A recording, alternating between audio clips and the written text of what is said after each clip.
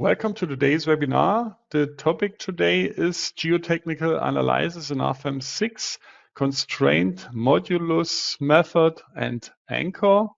My name is Andreas Hörold. I'm responsible for marketing and public relations in the company Dlubal Software. For instance, the webinars, the technical content of the website, customer projects, and so on. I will be the moderator today, and I will answer your questions together with Juliane Stopper-Aktak. The presentation will be done by Mark Gebhardt. He's responsible for customer support and also for the development of the add-on geotechnical analysis.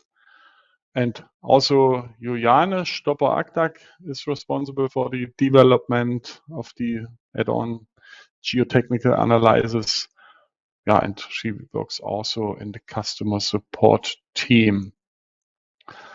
Okay, for the attendees who participate the first time, I'll say some words how you can ask questions. At first, I switch off my webcam that you can see the full screen.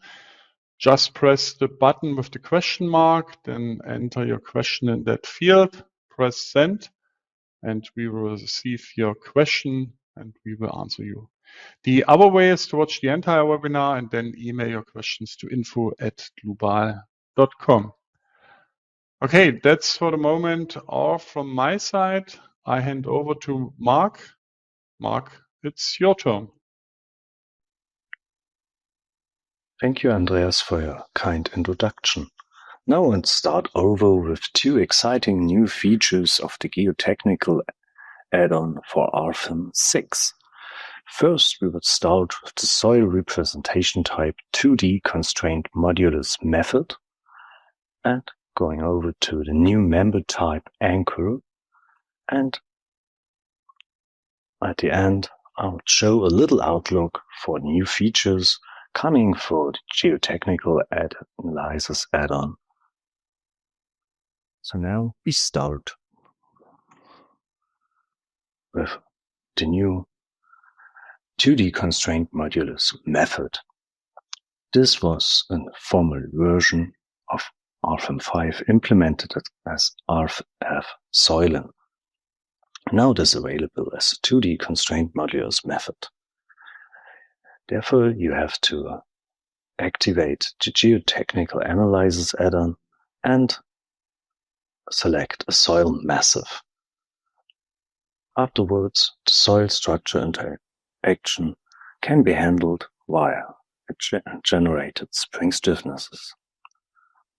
They are depend on the soil properties, such as the layers and material, as well as the load and the foundation geometry.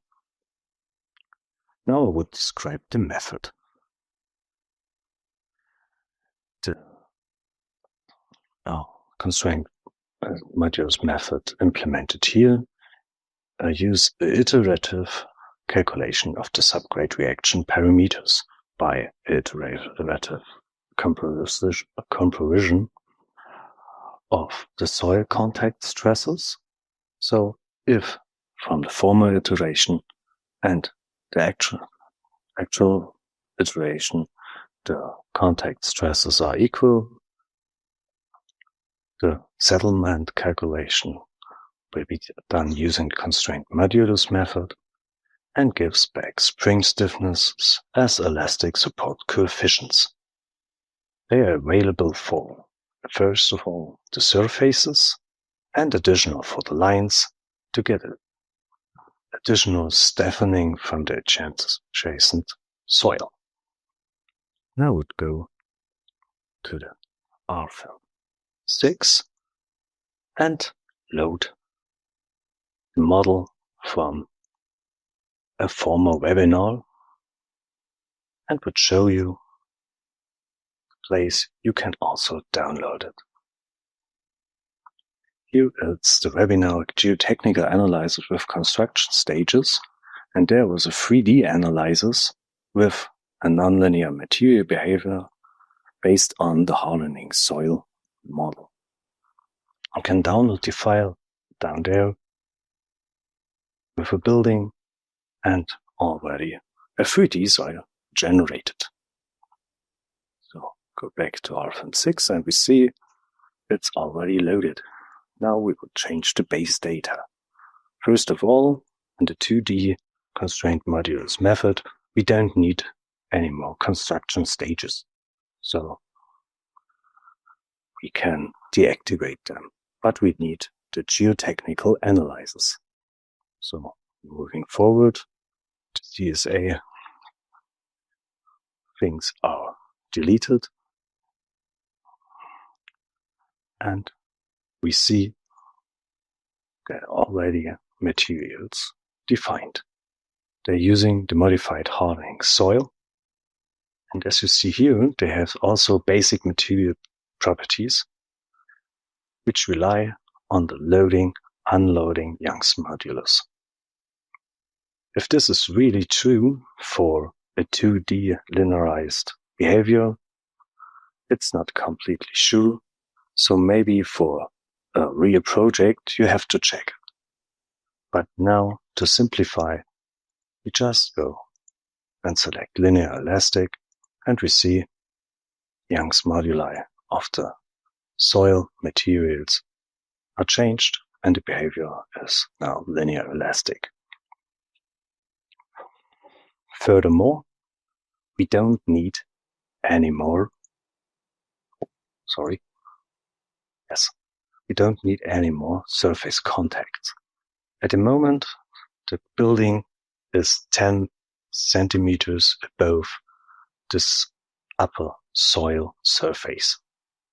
And we don't need this anymore because the springs are generated automatically, generating springs, finding the surfaces when they are in the upper surface of the soil massive. So we go to special objects and delete all surface contacts. Afterwards, we move our building 10 centimeter in Z direction.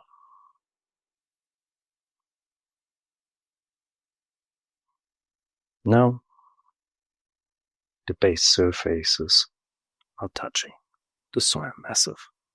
Now we take a look to the soil massive itself. In geotechnical analysis, you find the boreholes, which are already defined by the other webinar, with the former shown soil materials. By them, a soil massive is generated, at the moment in 3D, but we want to change it to the 2D constraint modulus method. Now we see the additional settings tab is open. And here you have to select where the supports will be generated. So you can select the surface by hand or use the automatic detection. Furthermore, in the future, it will be available to select on which parts of the surfaces, such as only surfaces, lines, and nodes, the elastic support coefficients will be generated. And you can select to get nonlinear behavior on the surfaces and the lines supports. But the constraint modulus method already have a failure under tension. Additional to the generated supports in vertical and shear direction, in horizontal direction, fixed supports can be defined here. And on the last point, you can select rock beneath the last layer, which say that the soil massive is under this last layer, completely fixed, supported, and no settlement will be happened, and stiffness will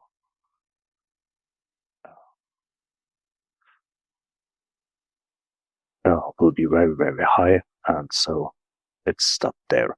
And now we generate the supports, and we see now here our surface and line supports are generated. Take a look to them.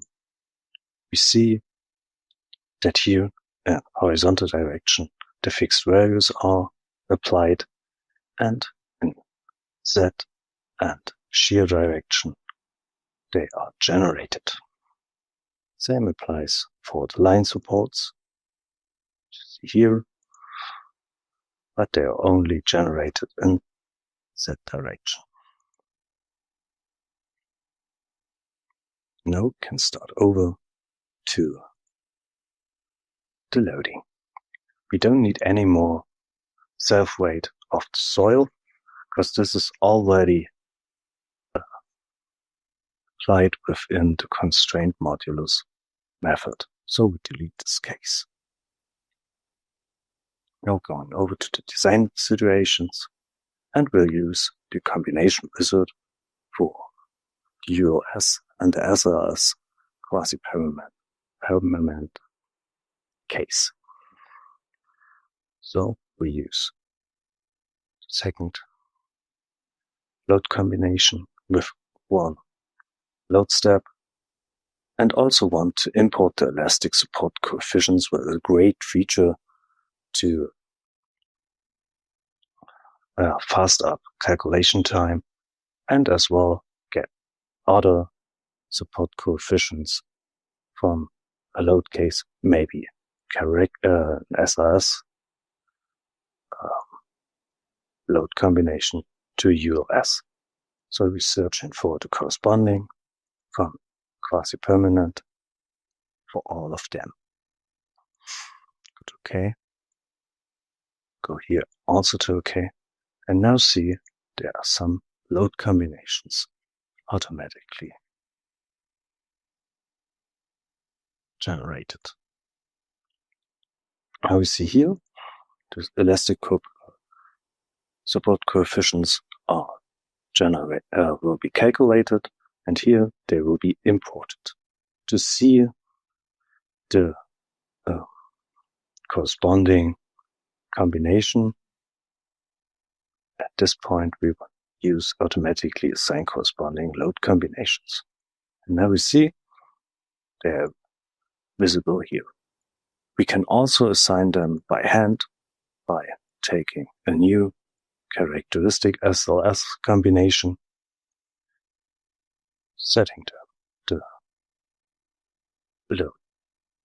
factor 1, and assign them by ourselves here. Now we can calculate all of them.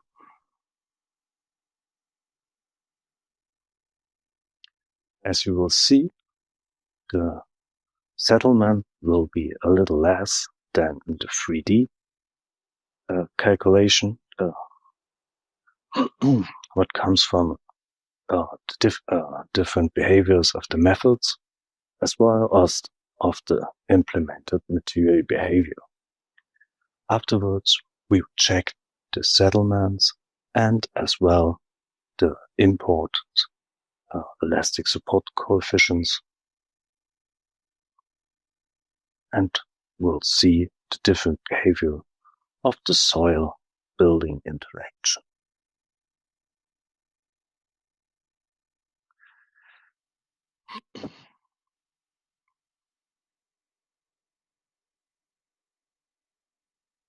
So as you can see, it's much faster than 3D calculation, but it also needs a few seconds. And I forgot to show you something. It's within the static analysis settings. You have an additional thing for geotechnical analysis for the 2D constraint modulus method. If sometimes the iteration can't find an equilibrium, you can give a higher number of iterations or a lower precision by a higher value here. But now we will see global deformations and can deselect all solids because they don't interest at this moment, but would show all surfaces. Now we see the overall behavior is like it was for 3D. You see a higher settlement on this column, and as well in the middle on this middle wall than a normal plate.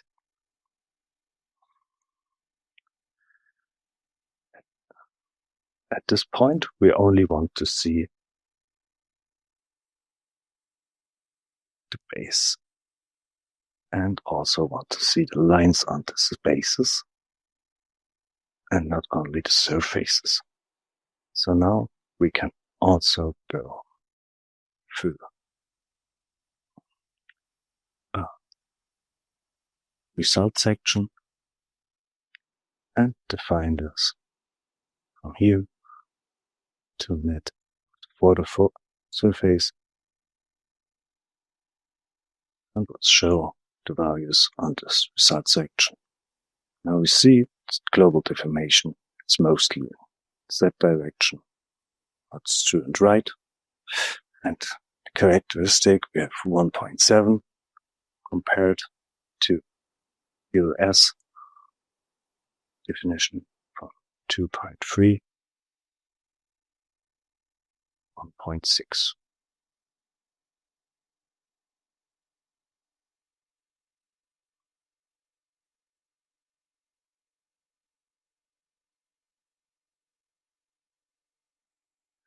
So, we can now check the elastic support coefficients on surfaces.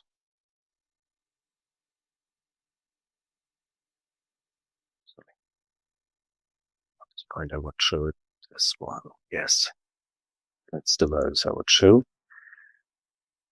And also within the support reaction, the elastic support coefficients for the lines. And we see in this and the other assigned, they are equal, so the input works as expected. So we're going forward to the next point, and I'll show you our next exciting feature, the anchors.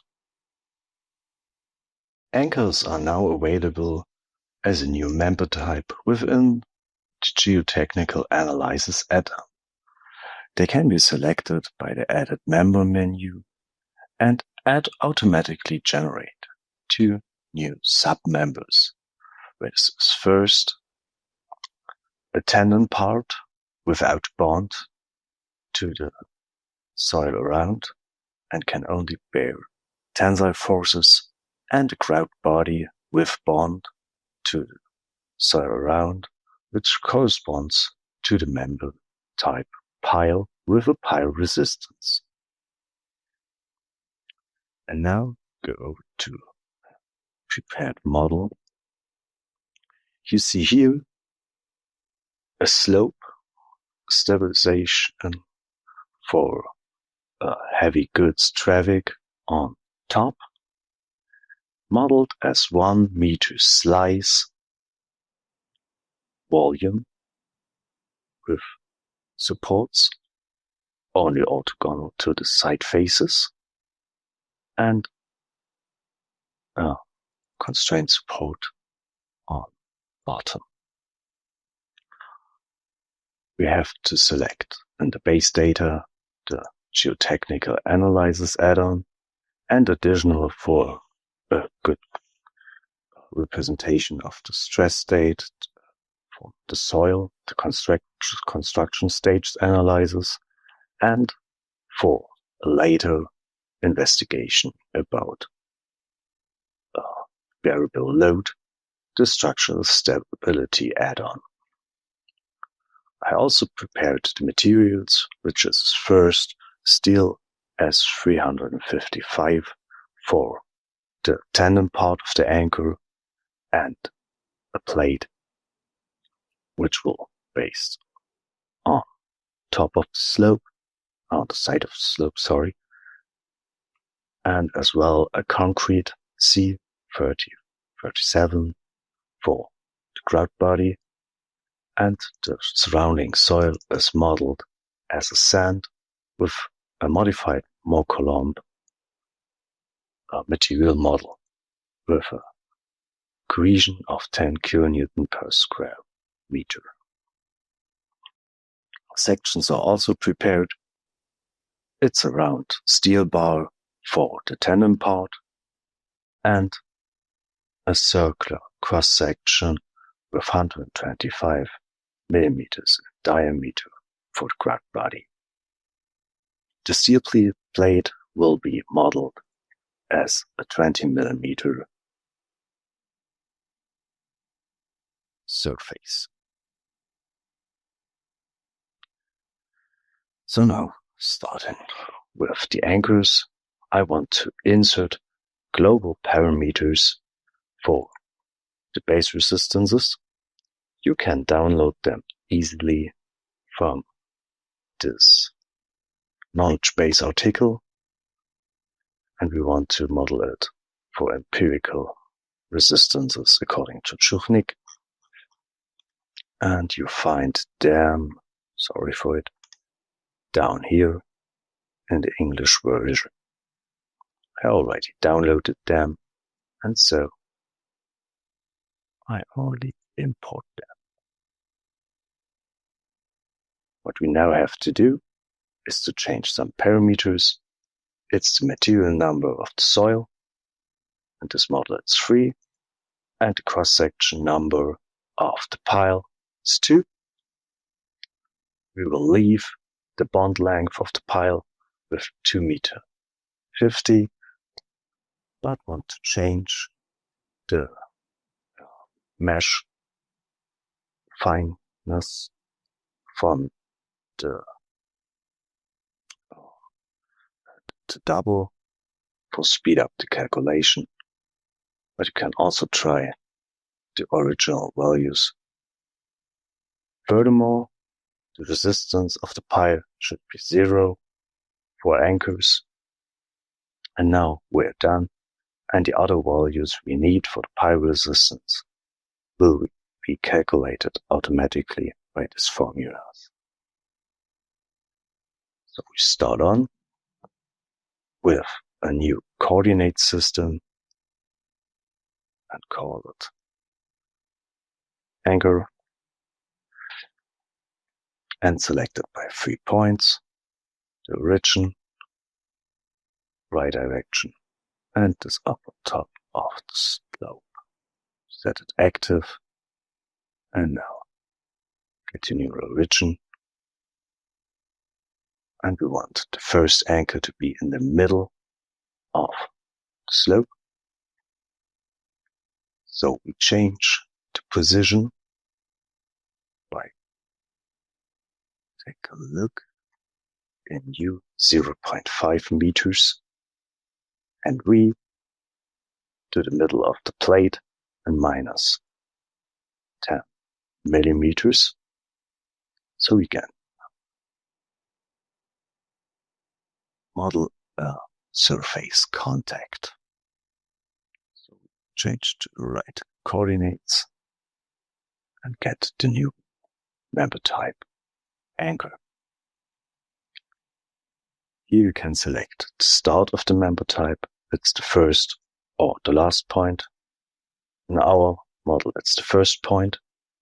The unbonded tendon will be steer bar. You can select the length of the grout body from our global parameters, 2 meter 50, and select the cross section for the grout body. Also, we do a new high resistance and also use our global parameters.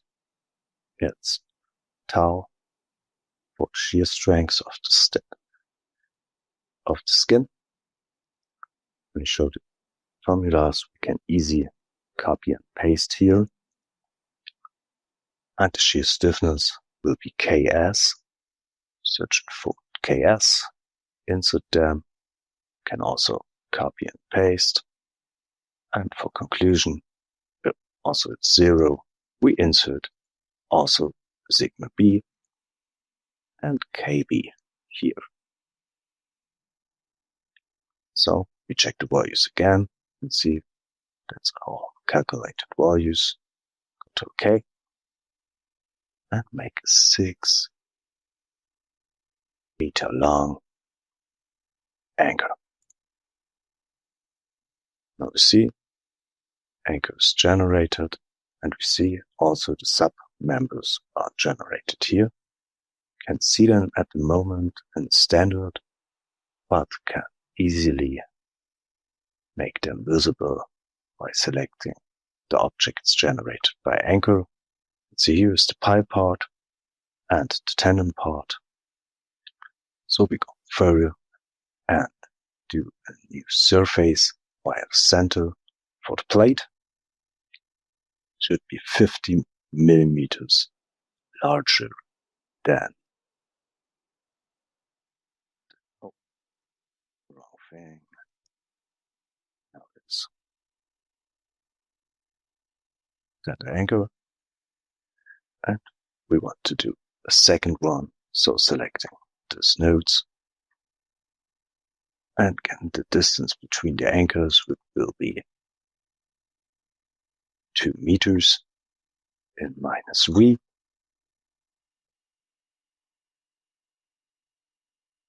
Get a 3 meter plate, and also copy. Oh, that's interesting. Now we can also copy them by selecting the anchor and the navigator. Also 2 meters. Copy. Now our anchor's finished. And go back. Let's see here are 2 anchor types. And now we make the mesh refinement. At first, for the volume, also selected from global parameters, it's LFEVG. Okay, insert. Oh, I also want to show you something else that's very important. You see here the integrated objects for the solids, for the independent mesh. These are the lines for the pile types. And so they get also a mesh refinement according to their thickness, and it's easy by using them.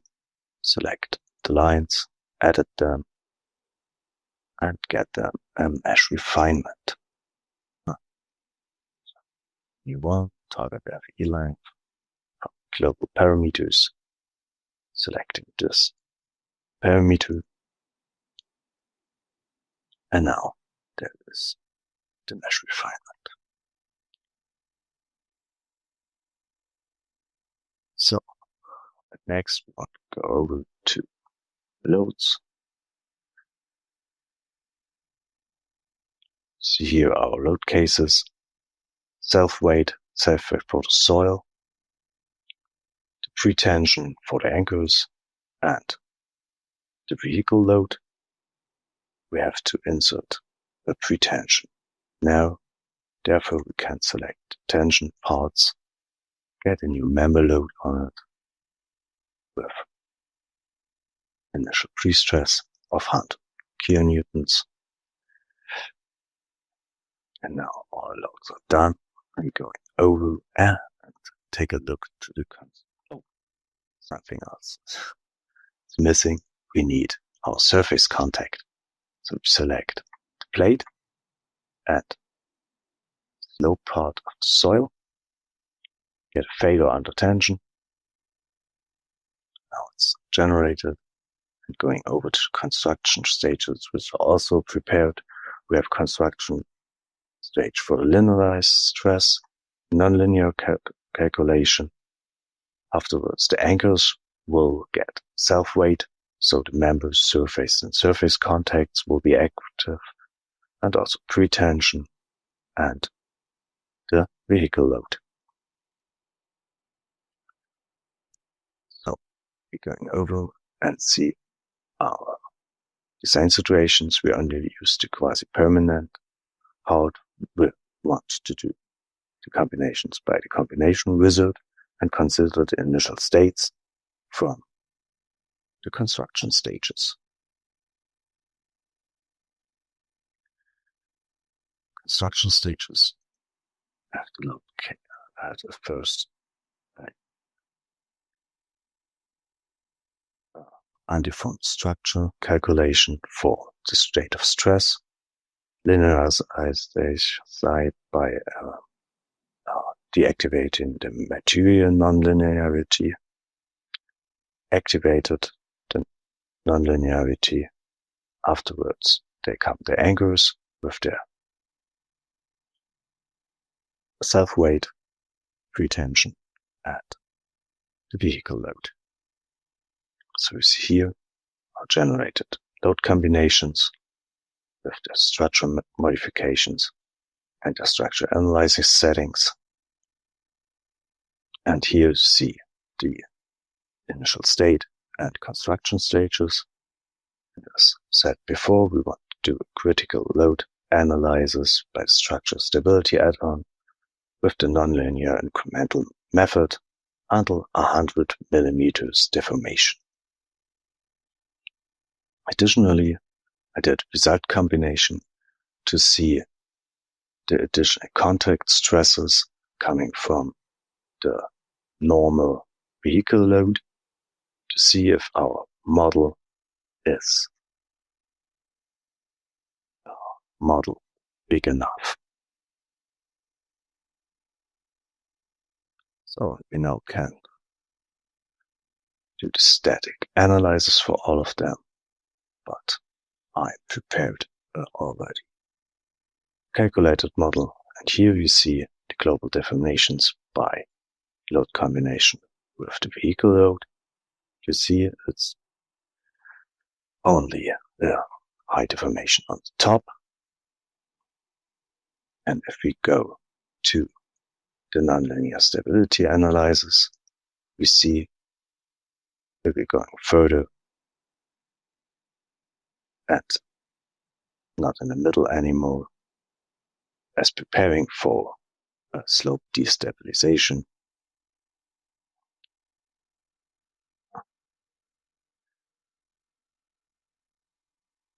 And activating the anchors until a failure comes with a little higher load. So we also get the section values. I would show you them as well. So you can check in the middle of our volume, and we want to see the internal forces, the normal forces in the anchors. You see here the pi part, it's raising up and going to constant volume value for the tandem part. And furthermore, we want to check the solid stresses, basic compression stress, see here, and the anchors have a high influence as we see. Better we see it also on shear stress, maximum shear stress. You see it, yeah, wonderful. So now see we now want to check the result combination to see our stresses in high values, and to a new window to check also the stresses in only self-weight load. So we see the contact stresses, surfaces on the slice, to a new window.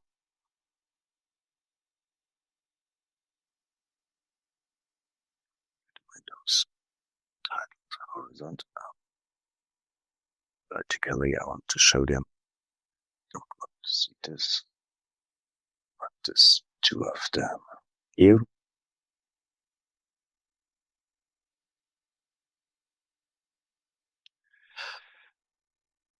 And here we see the stresses, the additional stresses from vehicle load, and here we want to check the self-weight of the soil.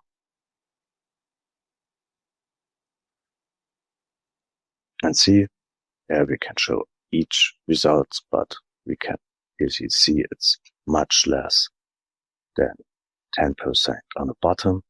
We only have a higher point on the upper right. Additionally, I want to show you calculation diagrams of the pie parts, as we see here.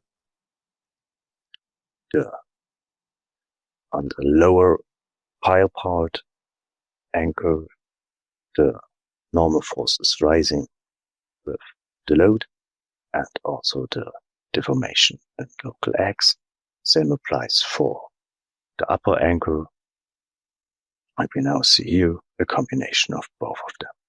So go back to our presentation and want to show you our now new coming exciting features for the geotechnical analysis add-on, which will be a subgrade reaction modulus method, additional to the 3D and the shown constraint modulus method, a stability analysis via reduction of the strength parameters for soil, a new Anclaje material model, and the model type 2D plane strain, which will be very beneficial for modeling such slices not by volume, but by a 2D slice. So thank you very much for your attention and give back to Andreas. Thank you, Mark, for your presentation. I have an additional hint for you. You can get the steel joints add-on at a reduced price. You can get 21% off. And the offer is valid until the end of the month, June. For more information, just click on the button at the bottom, or you can scan the QR code on the right side here. Okay, that is also all from my side. I thank you for your attention. Thanks again to Mark for the presentation. Thanks to Juliane for answering the questions during the webinar. I wish all a nice rest of the day. Bye-bye.